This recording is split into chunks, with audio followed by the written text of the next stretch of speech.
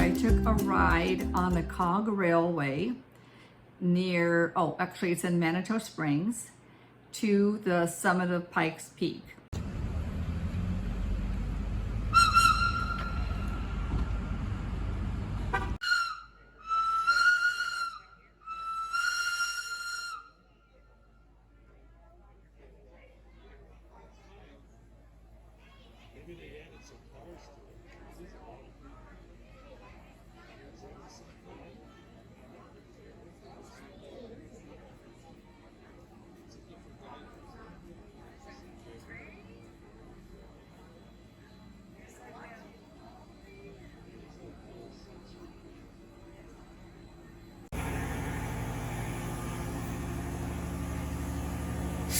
Which was amazing.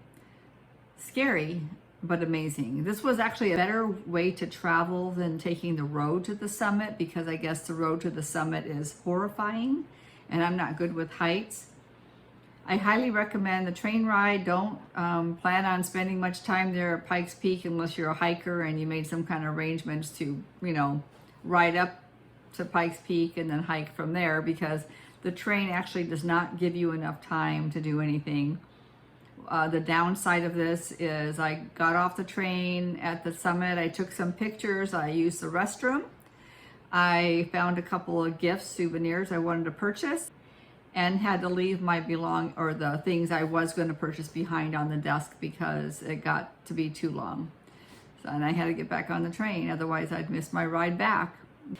And I thought something was interesting when I've never heard of Cog Railway before prior to this trip. But the first book I pick up when I get home, called Origin by Dan Brown, and the first chapter or two, it talks about a cog railway system that takes you up to a mountain monastery in Catalonia, Spain. And I thought how uncommon that would be for me to just experience what a cog railway was like. I mean, it's like this. Anyway, I thought that was interesting that I actually knew, reading this book, I know what a cog railway is, and it goes up a mountain peak to this mountain monastery in Catalonia, Spain. So, heck, and there's not very many of these in the world. So on the train itself, it was very tight quarters. You were required to wear a mask and bring water because of altitude sickness and that type of stuff, which of course we did do that.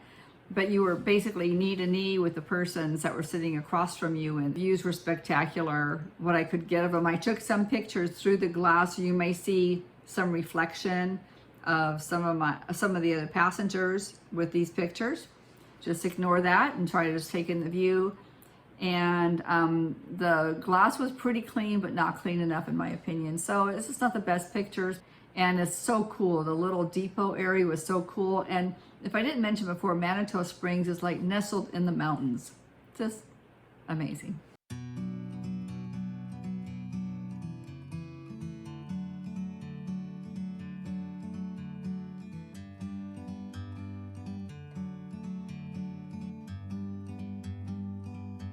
Like a bird on a tree, I'm just sitting here. I got time, it's clear to see. From up here, the world seems small. We can sit together. It's so beautiful, you and me. We meant to be in the great outdoors, forever free.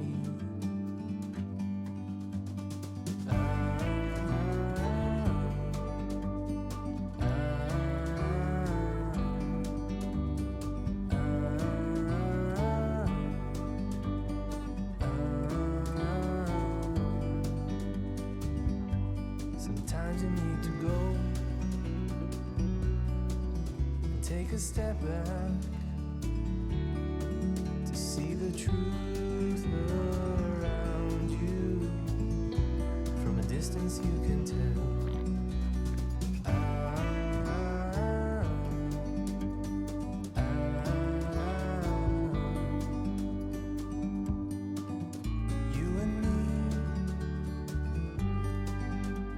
to be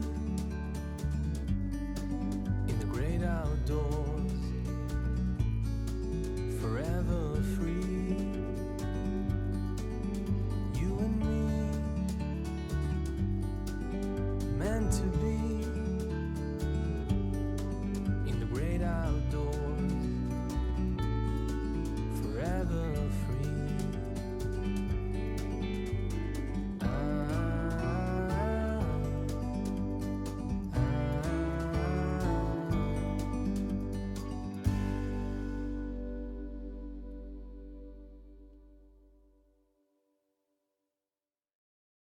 My friend got some tickets to go to the Red Rocks Amphitheater, and I got to see the Beatles tribute band called 1964. What makes this tribute band, or this so-called cover band, more exciting to watch, it's based only on the years that the Beatles toured. So it's only like 1964, maybe a little bit 65, 66, I'm not sure. But it only had a certain songs that were played. They used the instruments that they would have used in the day.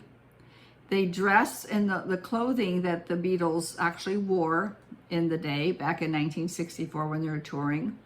And they called each other by John, George, Ringo, and Paul.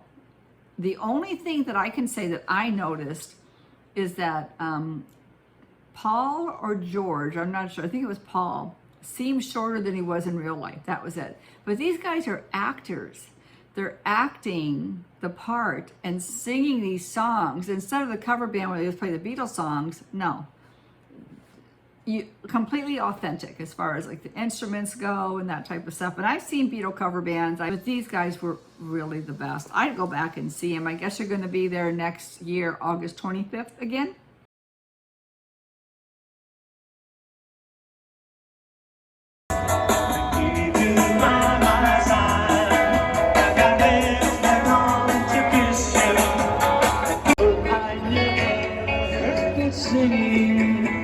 No, I never heard it all till there was you. Till there was you.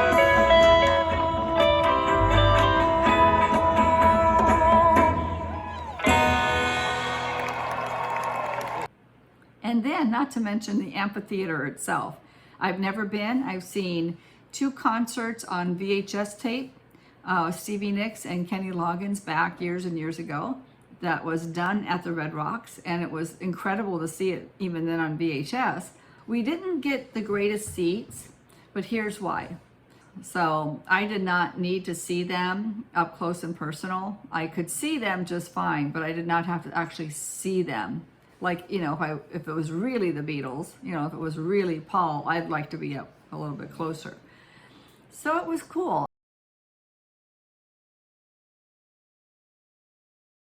Night, everybody. Take care. Don't forget to hit like, subscribe, ring the bell, all that good stuff. See you later.